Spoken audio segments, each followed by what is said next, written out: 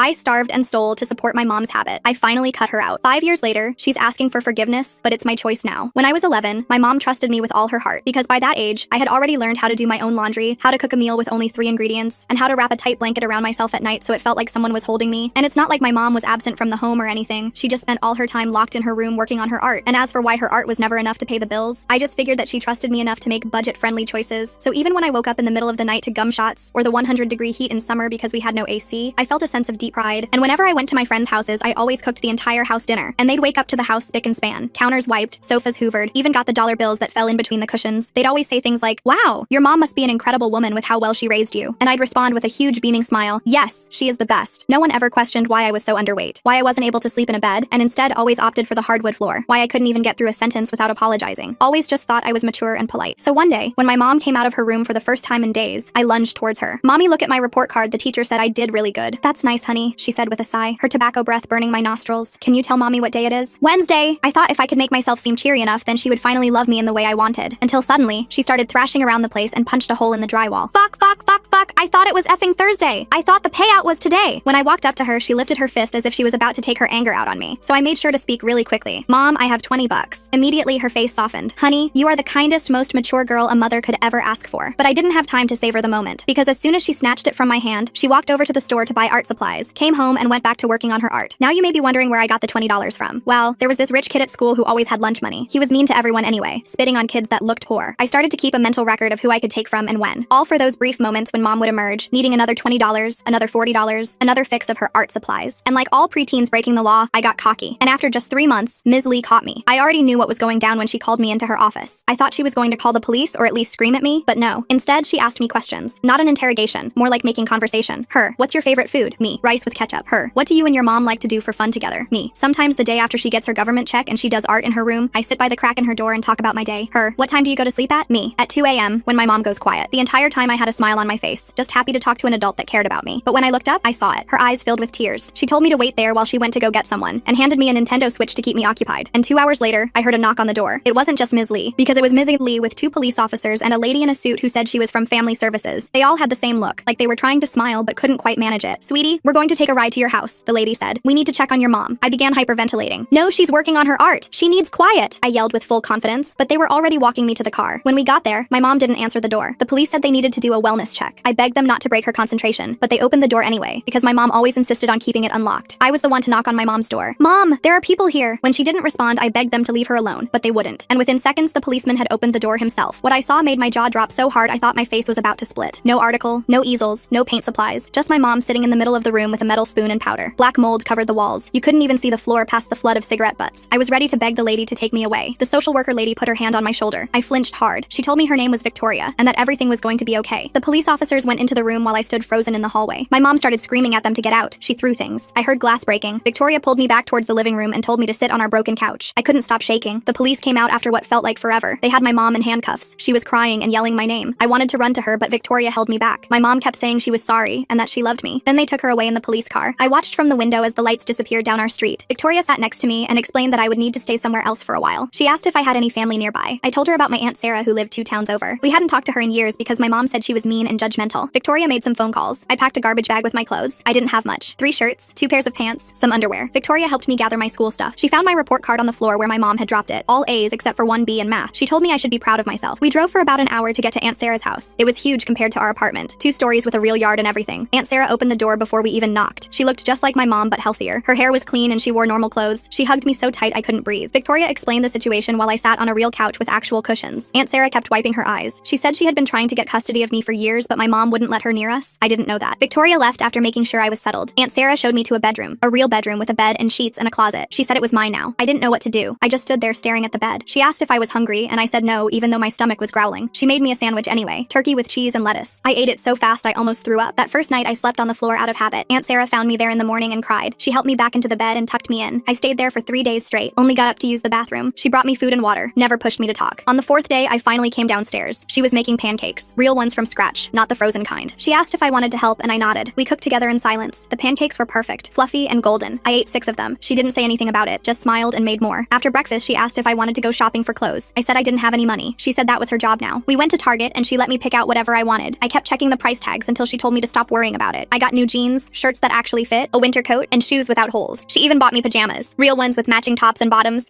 When we got home, she helped me put everything away in my closet. Then she sat on my bed and asked if I wanted to talk about my mom. I shook my head. She said that was okay, and we could talk whenever I was ready, or never if that's what I wanted. But she did tell me one thing. My mom was sick and needed help. It wasn't my fault, and I couldn't have fixed her. I had done everything a kid could do and more. Way more than I should have had to. I started crying then, like really crying. The kind where you can't breathe and snot runs down your face. Aunt Sarah held me while I sobbed. She didn't try to make me stop or tell me it would be okay. She just let me cry until I couldn't anymore. School started 2 weeks later. Aunt Sarah drove me there herself in her old Honda Civic that smelled like vanilla air freshener and coffee. She walked me to the office and made sure everything was set up. New emergency contacts, new address, new everything. The secretary kept giving me these sympathetic looks that made my skin crawl. Aunt Sarah hugged me goodbye and told me to have a good day. Her perfume was different from my mom's, cleaner, softer. I was terrified. What if everyone knew about my mom? What if they all stared at me, but nobody said anything? I went to my classes like normal, ate lunch alone like always, picking at the cafeteria meatloaf that looked nothing like food, did my homework in the library after school while waiting for Aunt Sarah to pick me up. The librarian, Mrs. Chen, started leaving little bowls of pretzels on my usual table. Things were good for about a month. I was eating 3 meals a day, sleeping in a real bed with sheets that matched and pillows that weren't flat as pancakes, taking hot showers whenever I wanted without worrying about the water bill. Aunt Sarah even signed me up for soccer because I mentioned once that I thought it looked fun. She bought all the gear, cleats that actually fit, shin guards, a water bottle with my name on it. She came to every practice, sitting on the metal bleachers with the other parents. I was terrible at first, but my coach said I was getting better. My teammates were nice to me. One girl named Isabella invited me to her birthday party. I'd never been to a real birthday party before. Then my mom called. Aunt Sarah had given me a phone for emergencies. A flip phone, nothing fancy, with a little charm hanging off it that she said was for good luck. I was doing homework when it rang. Unknown number. I answered without thinking. Her voice was different, clearer somehow. She said she was in a treatment place and doing better. She missed me so much. She was sorry for everything. Could I come visit just once? She needed to see me, to explain things, to make it right. I told her I'd think about it and hung up. My hands were shaking so bad I dropped the phone. It clattered on the hardwood floor, the sound echoing in my quiet room. I didn't tell Aunt Sarah about the call. I knew I should have, but I didn't want her to take my phone away. My mom called again the next day, and the next. Always when Aunt Sarah was at work. Always saying the same things. She loved me. She was getting better. She just needed to see me one time. Her voice had that quality it got sometimes, desperate but trying to sound casual. On the 5th day, she told me she was getting out soon. Maybe we could be a family again. A real family this time. She'd get a job, a nice apartment. We'd have food in the fridge and heat in the winter. Everything I ever wanted. She even mentioned getting a cat, remembering how I'd always wanted one. I started planning. Saved my lunch money instead of eating. Told Aunt Sarah I wasn't hungry at dinner, that my stomach hurt from running too much at soccer. Put half my food in napkins and threw it away later. I needed to be ready when my mom got out. Needed to have money for her. Old habits die hard, I guess. Aunt Sarah noticed I was losing weight. She made doctor appointments. The doctor said I was malnourished and needed to eat more. Aunt Sarah watched me at every meal after that. Made sure I finished everything. I got creative. Spit food into my milk when she looked away. Stuffed it in my pockets. Fed it to her dog Bruce when she went to the bathroom. Bruce was a golden retriever who would eat anything, wagging his tail like we were playing a game. My mom's calls got more frequent. 3 times a day. 4. Sometimes during class, making my phone vibrate against my leg. She said the treatment place was horrible. They were mean to her. Didn't understand her art. She needed out. Needed my help. Did I still love her? Was I her good girl? The one who always helped mommy? I said yes to everything. Couldn't help it. Her voice did something to my brain. Made me forget all the bad stuff. Made me remember the few times she hugged me. The time she said she was proud of me for making dinner. The time she let me sleep in her bed during a thunderstorm. Her arms around me, making me feel safe for once. She told me her release date, 2 weeks away. October 15th, a Tuesday. Said she'd come get me and we'd run away together. Start fresh somewhere new. Maybe California where it was always warm and I could see the ocean. I could go to school there. She'd get clean for real this time. Not like before. This time would be different. I believed her. Or maybe I just wanted to believe her. Hard to tell the difference when you're 12 and desperate for your mom to love you. I started packing secretly. Put clothes in my backpack a little at a time. My favorite jeans, the sweater Aunt Sarah bought me that was the softest thing I'd ever owned. Took food from the pantry when Aunt Sarah wasn't looking. Crackers, granola bars, anything that wouldn't go bad. Filled water bottles and hid them under my bed. I felt guilty but also excited. My mom wanted me. She was choosing me. After everything, she still wanted to be my mom. That had to mean something, right? The night before her release, I couldn't sleep. Kept checking my phone every few minutes, the blue glow lighting up my face in the dark. She said she'd call when she got out, tell me where to meet her. I'd sneak out while Aunt Sarah was at work, take the bus to wherever she was. We'd be together again. A real family. I had it all planned out. Even wrote Aunt Sarah a note thanking her for everything. Told her not to worry about me, that I'd be okay. I must have rewritten it 10 times trying to find the right words. Morning came and no call. I went to school like normal, my backpack heavy with supplies. Checked my phone between every class. Nothing. Lunchtime, still nothing. Isabella asked if I wanted to sit with her and her friends. I said no, too distracted to be social. By the time Aunt Sarah picked me up, I was panicking. What if something happened? What if they didn't let her out? What if she forgot about me? I barely touched my dinner. Chicken and rice that usually was my favorite. Aunt Sarah asked if I was feeling sick. I said yes and went to bed early. Lay there staring at my phone, willing it to ring. It finally rang at midnight. I answered before the first ring finished, my heart pounding. But it wasn't my mom. It was a man. His voice was rough, like he'd been smoking for years. He said he was a friend of hers. She was staying with him for a few days, getting back on her feet. She needed money for a bus ticket to come get me. Just $100. Could I get it somehow? I said I didn't have any money. He got angry. Said I was a selfish kid. Didn't I want to see my mother? Didn't I love her? She talked about me all the time. Her perfect daughter who always helped her. Now I wouldn't even help when she needed me most. I started crying. Said I'd figure something out. He told me to meet him tomorrow at the gas station near my school, the Shell station on Maple Street. Bring whatever money I could get. Cash only. Don't tell anyone or my mom would get in trouble. Might even go to jail. Did I want that? Did I want my mom in jail? I said no and hung up. Spent the rest of the night trying to figure out where to get money. Aunt Sarah's purse was downstairs. She usually had cash, but stealing from her felt different than stealing from kids at school. She'd been been so nice to me, given me everything, but my mom needed me, and I needed my mom. Next morning, I took $40 from Aunt Sarah's wallet while she was in the shower. The bills were crisp and new, like she'd just been to the ATM, felt sick the whole time, almost put it back twice. But I kept thinking about my mom, about being a family again, about her choosing me. I went to school with the money burning a hole in my pocket, couldn't focus on anything, kept watching the clock. At lunch, I walked to the gas station. The man was there like he said, tall and skinny with tattoos on his neck, some kind of snake or dragon. He grabbed the money and counted it, said it wasn't enough. My mom needed at least 200. I told him that was all I had. He said I better find more by tomorrow or my mom would be real disappointed. Then he left, getting into a hit-up truck that belched black smoke. I went back to school feeling worse than ever. $40 gone and my mom still wasn't coming. That night, I couldn't eat at all. Aunt Sarah felt my forehead and said I seemed warm. Maybe I should stay home tomorrow. I said no too quickly. She looked at me funny but didn't push it. After she went to bed, I snuck downstairs again. The stairs creaked under my feet and I froze each time, listening for movement. Found her emergency cash in the kitchen drawer. $200 in 20s. I took it all. Figured I'd need it for the man plus extra for my mom when she came. Went back to bed but couldn't sleep. Kept thinking about Aunt Sarah finding the money gone. What she'd think. What she'd do. Next day, I met the man again. Gave him the 200. He smiled and said my mom would be so happy. She'd call me tonight for sure. Set up when and where to meet. I believed him because I had to. Went through the rest of school in a daze. Isabella asked if I wanted to come over after soccer practice. Her mom was making tacos. I said maybe another time. She looked hurt, but I couldn't think about that. Had to focus on my mom, on our plan, on being a family again. That night, Aunt Sarah made my favorite dinner. Spaghetti with meatballs. Real ones, not from a can. She'd been cooking all afternoon, the house smelling like garlic and tomatoes. I forced myself to eat so she wouldn't worry. She talked about weekend plans. Maybe we could go to the movies, or the beach if it was warm enough. She'd pack a picnic, bring Bruce. I nodded and smiled and felt like the worst person in the world. She was planning our weekend and I was planning to disappear. After dinner, she hugged me and said she loved me. I almost told her everything right then. Almost. But I didn't. Just hugged her back and went to my room. My phone rang at 10. Unknown number again. But it wasn't my mom. It was the man. He said there was a problem. My mom got arrested. Something about old warrants. She needed bail money. $500. Could I get it? I said no. That was too much. He said I didn't understand. If she didn't get bail, she'd be in jail for months. Maybe years. Was that what I wanted? My mom rotting in jail because her daughter wouldn't help her? I was crying again. Told him I'd try. He said I had until tomorrow night. After that, my mom was on her own. I knew Aunt Sarah didn't have $500 just lying around, but I also knew she had a jewelry box in her room. Some of it looked expensive. Maybe I could take a piece and pawn it. She had so much she probably wouldn't notice one thing missing. At least not right away. And by then, I'd be with my mom. We'd figure out how to pay her back. My mom would get a job like she promised. We'd save up and buy Aunt Sarah new jewelry, better stuff even. I waited until I heard Aunt Sarah snoring, snuck into her room quiet as I could. The jewelry box was on her dresser, made of dark wood with little flowers carved on top. I opened it slowly. Lots of necklaces and rings and bracelets. I grabbed a gold necklace that looked heavy, figured gold was worth a lot. Was about to leave when I saw a picture tucked into the mirror. Me and Aunt Sarah at my first soccer game, both of us smiling huge. I looked happy, really happy. Happier than I'd ever been with my mom. I stood there staring at it, holding the necklace, thinking about everything. Then Aunt Sarah woke up, saw me standing there with her necklace. I expected her to yell, to call me a thief, to kick me out, but she just looked sad, asked me to sit down. I sat on her bed still holding the necklace. She asked if I needed money for something. I started sobbing, told her everything, about my mom calling, about the man, about the money I already took, about the bail. Everything just poured out. She listened without interrupting. When I finished, she asked for my phone. I gave it to her. She looked through the calls, then she hugged me, told me none of this was my fault. My mom was sick and was using me. The man was probably her dealer. There was no bail, no arrest, just more lies to get money for substances. I wanted to argue, to say she was wrong, that my mom loved me and needed me. But deep down, I knew Aunt Sarah was right. My mom had been out for days and hadn't come to see me, just sent some man to get money. Same pattern as always, same lies, same manipulation, same me falling for it because I wanted so badly for her to love me, to choose me, to be a real mom. But she wasn't capable of that. Maybe she never was. Aunt Sarah called the police about the man, gave them his description and the gas station location. Then she called to change my phone number, said we'd deal with the stolen money tomorrow. Tonight, I just needed sleep. She tucked me into bed like I was a little kid, sat with me until I stopped crying, told me she loved me, that I was safe, that I didn't have to take care of anyone but myself. That was her job now, taking care of me, and she wasn't going anywhere. Next few weeks were hard. I kept waiting for my mom to show up, to bang on the door demanding to see me, but she never came. The man got arrested for dealing. Police said he gave them information about my mom. She was back using, living in some house with other addicts. Probably didn't even remember calling me. Or maybe she did and just didn't care enough to try again once the money stopped coming. Either way hurt the same. Aunt Sarah got me into therapy. Some lady named Dr. Martinez who specialized in kids like me, kids who had to grow up too fast, who took care of parents instead of the other way around. Her office had soft chairs and tissues on every table. She taught me about boundaries, about how it wasn't my job to save my mom, how I couldn't love her into being healthy, how her addiction wasn't my fault or my responsibility. Easy to understand in my head, harder to believe in my heart. I started doing better in school. Turns out when you're not worried about your mom all the time, you can actually focus on learning. My grades went from good to great. Teachers started noticing me for good reasons, not because I was stealing or falling asleep in class. Isabella invited me to her house again. This time I said yes. We played video games and ate pizza and talked about boys we thought were cute, normal kid stuff. Felt weird, but good. Soccer season ended and Aunt Sarah signed me up for basketball. I was terrible at that too, but my teammates didn't care. They just wanted me to have fun. So I did. Ran around and missed shots and laughed when I fell. Aunt Sarah came to every game, cheered even when we lost, took the whole team for ice cream after. Some of the other parents started talking to her, asking if I could come to sleepovers and birthday parties. She always said yes. My therapist said I was making progress, learning to be a kid instead of a caretaker. But I still had bad days. Days when I missed my mom so much it physically hurt. When I remembered the good moments and forgot all the bad. When I wondered if I gave up too easy. If I should have tried harder, done more, been better. Dr. Martinez said those feelings were normal, that they'd probably never go away completely, but they'd get easier to handle. And they did, slowly. One day Aunt Sarah asked if I wanted to visit my mom. She was in a rehab facility, a real one this time. Had had been clean for 60 days. Her counselor thought seeing me might help her recovery, but only if I wanted to. No pressure either way. I thought about it for a week, changed my mind a dozen times, finally decided yes. I needed to see her, to know if she was really trying this time, or if it was just another lie. The facility was nice, clean and bright with lots of windows. Nothing like I expected. My mom was waiting in the visiting room. She looked different, healthy. Her skin was clear and her hair was washed. She'd gained weight, good weight. When she saw me, she started crying. I did too. We hugged for a long time. She smelled like soap instead of cigarettes, felt solid instead of fragile. When we sat down, she took my hands, apologized for everything, said she understood if I hated her, that she'd been a terrible mother, put me through things no kid should go through, that she was sorry, so sorry. I told her I didn't hate her, that I loved her, always had, even when things were bad, especially when things were bad. She cried harder, said she didn't deserve my love but was grateful for it, that she was working hard to get better, going to meetings, taking medication, learning to deal with her problems without substances, that she wanted to be the mom I deserved, even if it took years, even if I never trusted her again. She wanted to try. We talked for an hour about school and soccer and Aunt Sarah. She said she was glad I was with Sarah, that her sister was a good person, better than she'd ever been, that I was safe and loved, and that's all she wanted for me. When visiting time ended, we hugged again. She said she loved me, that she'd always love me, that she'd call when the facility allowed it, write letters, whatever I was comfortable with, but no pressure. My healing came first. She'd wait as long as it took. Aunt Sarah drove me home in silence, let me process everything. When we got back, she made hot chocolate and we sat on the couch. I told her about the visit, how my mom seemed different, how she apologized, how she said she wanted to get better. Aunt Sarah listened and nodded, said she hoped it was true, that my mom would stay clean, but that we'd take it one day at a time. No expectations, no pressure, just see what happens. My mom did call, once a week like she promised. We talked about safe things, school and friends and books I was reading. She told me about her recovery, the steps she was working, the job training program she'd joined, the apartment she hoped to get when she left the facility. Small things, normal things that gave me hope, but I was careful with that hope. Kept it small and protected. Didn't let it grow too big too fast. Months went by like that. Phone calls every Sunday at 3 p.m. My mom stayed clean. Got out of the facility and into a halfway house. Started working at a grocery store stocking shelves. Sent me pictures of her little room. Just a bed and dresser, but she was proud of it. Said it was the first place she'd paid for with her own money in years. I put the pictures on my bulletin board next to my soccer team photo. Then one day she asked if we could meet for lunch, just the two of us, somewhere public. Aunt Sarah could drop me off and pick me up. No pressure. I thought about it for 3 days. Asked Dr. Martinez what she thought. She said it was my choice, but to trust my gut. My gut was scared, but also curious. So I said yes. We met at a Denny's near her halfway house. She was already there when I arrived, drinking coffee and looking nervous. She stood up when she saw me. We hugged awkwardly, sat down and stared at our menus. The waitress came by twice before we were ready to order. Finally, I got pancakes. She got a salad. We made small talk about the weather, about my basketball season starting, about her job. Then she pulled out an envelope. Inside was $240, the money I'd stolen for her dealer. She said she'd been saving to pay it back. Wanted to give it to Aunt Sarah, but thought I should do it. Part of making amends. I stared at the money, remembered stealing it, how scared I was, how desperate. She said she was sorry for putting me in that position, for making me think I had to take care of her, for being the kind of mom whose kid had to steal to survive. I told her Aunt Sarah didn't care about the money, that she'd forgiven me right away. My mom nodded, said Sarah was good like that, always had been, even when they were kids. Then she told me stories about growing up with Aunt Sarah, how Sarah always looked out for her, tried to help when things got bad, but my mom was too proud, too stubborn, pushed her away, chose substances over family, regretted it every day since. Lunch ended and my mom walked me outside to wait for Aunt Sarah. She asked if we could do this again, maybe once a month. I said I'd think about it. She said that was fair, more than fair. When Aunt Sarah pulled up, my mom waved but didn't approach the car. I got in and we drove away. I watched my mom get smaller in the side mirror. She stood there until we turned the corner. That night, I gave Aunt Sarah the money. She tried to refuse, but I insisted, said it was important. She put it in her wallet and that was that. No big deal, no drama, just done. We made tacos for dinner and watched a movie. Bruce curled up between us on the couch. Normal Tuesday night stuff, felt good. I met my mom for lunch once a month after that. Always at the same Denny's. Always pancakes for me and salad for her. She stayed clean. Got promoted to shift supervisor. Moved into a real apartment with a roommate named Brittany, who was also in recovery. Showed me pictures of their place. Clean and simple. Nothing fancy but better than anywhere we'd lived together. For my 13th birthday, she asked if she could take me shopping. Real shopping. Not stealing or scraping together dollars. She had a budget saved up and everything. Aunt Sarah said okay, but looked worried. I was worried too. But my mom showed up on time. Took me to the mall. Let me pick out clothes and books and a new backpack for school. Didn't complain about prices or make me feel guilty. Even bought us pretzels at the food court. When she dropped me off, she gave me one more present. A letter. Said to read it when I was ready. Maybe with Aunt Sarah, maybe with Dr. Martinez, maybe alone. Whatever felt right. I waited until bedtime. Sat on my bed and opened it carefully. Her handwriting was neat. Neater than I remembered. The letter was long. 5 pages front and back. She wrote about her childhood. How her dad left when she was 7. How her mom worked 3 jobs and was never home. How she started drinking at 12 to feel less lonely. Moved to harder stuff by 15. Met my dad at 17. He was older and had money. Seemed like a way out. But he was just another addict. They enabled each other. Made each other worse. She wrote about finding out she was pregnant with me. How she tried to get clean but couldn't. How she convinced herself she'd quit after I was born. But addiction doesn't work that way. She loved me from the second she saw me. But love wasn't enough. The substances always won. Always came first. Even when she hated herself for it. Even when she saw what it was doing to me. She wrote about watching me take care of myself. How proud and horrified she was. Proud that I was so capable. Horrified that I had to be. How she'd lie in her room high and hear me cooking dinner, doing homework, taking care of everything. How she'd want to help but couldn't move. Couldn't think past the next fix. How she'd promise herself tomorrow would be different. But tomorrow never came. She wrote about the day they took me away. How it was the worst and best day of her life. Worst because she lost me. Best because I was finally safe. How she spent the first month in treatment planning to get me back. Making all the same promises. All the same lies. How her counselor made her face the truth. That she wasn't capable of being my mom. Not then. Maybe not ever. That loving me meant letting me go. She wrote about watching me thrive with Aunt Sarah. Getting updates from the facility. Hearing about soccer and friends and good grades. How it hurt and healed at the same time, knowing I was happy, knowing it was without her, how she had to learn to be okay with that, to want my happiness more than my presence, to love me more than she needed me. The last page was about now, how she woke up every day and chose to stay clean, not for me, for herself, because she finally believed she deserved better, how she went to meetings and worked the steps and helped other addicts, how she was learning to be a person, not just an addict, not just a bad mother, a whole person with good and bad and everything in between. She ended by saying she loved me, would always love me, that I saved her life by leaving, by thriving without her, by showing her what she was missing, what she was destroying, that she didn't expect forgiveness, didn't expect a relationship, just wanted me to know the truth, the whole truth, that I was the best thing she ever did, even if she did it badly, even if it hurt us both. I was her greatest accomplishment and her biggest regret, both things true at the same time. I cried reading it, cried harder showing it to Aunt Sarah, cried in Dr. Martinez's office discussing it, cried because it answered questions I didn't know I had, explained things I'd been too young to understand, made my mom human instead of a monster, made her sick instead of evil, made it easier to forgive her, made it easier to forgive myself for not being enough to save her. After that, our lunches got easier. We talked about real things, her recovery, my life, the future. She never asked for more than I could give, never pushed for overnight visits or holidays or anything bigger than monthly lunches. Said she was grateful for whatever I was comfortable with, and she meant it. I could tell. She was different. Still my mom, but also a stranger. Someone I was getting to know for the first time. Sophomore year, I made varsity basketball. My mom came to a game, sat in the back with the other parents, didn't try to talk to Aunt Sarah or make a scene, just watched and cheered when I made a shot, left before I could find her after, sent a text saying she was proud. That was it. Perfect in its simplicity. No drama, no expectations, just support. She came to more games after that, always in the back, always leaving quietly. Sometimes I'd wave and she'd wave back. Sometimes I'd be too focused on the game to notice her. Either way was fine. She was there because she wanted to be, not because she had to be, not because I needed her to be, just because. Junior year, she got her own place. No roommate, just her and a cat named Harley. She'd been promoted to assistant manager, had health insurance and a savings account. Normal adult things that felt like miracles. She invited me over for dinner, said Aunt Sarah could come too, make sure everything was safe. I said I'd think about it. Took me a month to decide. Dr. Martinez said there was no rush, no right answer, just what felt comfortable. So I went. Aunt Sarah dropped me off but didn't come in. Said this was my thing, my choice. She'd be right outside if I needed her. My mom made spaghetti, not from a jar. Real sauce with tomatoes and basil and garlic. We ate and talked about school, about her cat, about anything except the past. It was nice, weird, but nice. I started going over once a month, sometimes twice. Always told Aunt Sarah where I was. Always had my phone. Always had an exit plan, but I never needed it. My mom kept things light, kept things safe, showed me she could be trusted, at least with this, at least for now. And that was enough, more than enough. It was everything. Senior year, she came to my graduation, sat with the other parents this time, not in the back, not hiding, right there with everyone else. Took pictures when I walked across the stage, hugged me after, quick and careful, said she was proud, said she loved me, said she'd see me at lunch next week, then left. No trying to join the family celebration, no making it about her, just there and gone. Perfect. I'm in college now. State school about 2 hours from home being Aunt Sarah's house. Always will be. My mom and I text sometimes, still have lunch when I'm in town. She's been clean 6 years, has her own life, friends from recovery, a boyfriend named Kyle who's also sober, a promotion to store manager, normal problems like car repairs and tax returns, nothing like before. She asked once if I'd ever call her mom again. I'd been calling her by her first name since I moved in with Aunt Sarah. Couldn't help it. Mom felt too loaded, too heavy, too much history. I told her maybe someday, when it felt right, if it ever felt right. She said she understood, said her name was fine, said having me in her life at all was more than she deserved, and she meant it. Aunt Sarah is still Aunt Sarah, still comes to my games, still makes sure I'm eating enough, still hugs me too tight when I come home for breaks, still my real parent in all the ways that matter. She never adopted me officially, said she didn't need papers to love me, to be my family. She was right. Blood makes you related, choice makes you family. She chose me every day, still does. I'm studying social work, want to help kids like me, kids who raise themselves, who take care of parents who can't take care of them, who steal and lie and starve to survive, who think love means sacrifice, who think they're not worth saving. Dr. Martinez says I'll be good at it, that my experience will help others, that pain can become purpose. Maybe she's right. My mom sends cards on holidays, calls on my birthday, comes to important things when invited, stays away when not. We have boundaries now, clear ones, healthy ones. She respects them. I respect her recovery. We're not mother and daughter exactly, not friends either. Something in between, something unique, something that works for us. Sometimes I think about that 11-year-old girl, cooking rice with ketchup, sleeping on floors, stealing to survive, thinking it was normal, thinking she was loved, just not the way she needed, not the way she deserved, but she survived. She got out. She got Aunt Sarah and Dr. Martinez and teammates and friends. She got a life, a real life, a good life, and sometimes, when her mom calls just to say hi, just to hear her voice, just to exist in the same space for a few minutes, she remembers that love is complicated, that people can be sick and still love you, that you can love them back without sacrificing yourself, that forgiveness doesn't mean forgetting, that moving forward doesn't mean moving back, that family is what you make it, who you choose, how you show up. So yeah, that's my story. Kid who raised herself, mom who chose substances, aunt who chose me, not exactly happy, not exactly sad, just true, just life, just what happened and what's happening and what might happen next. One day at a time, one choice at a time, one lunch at a time, and that's enough, more than enough. It's everything.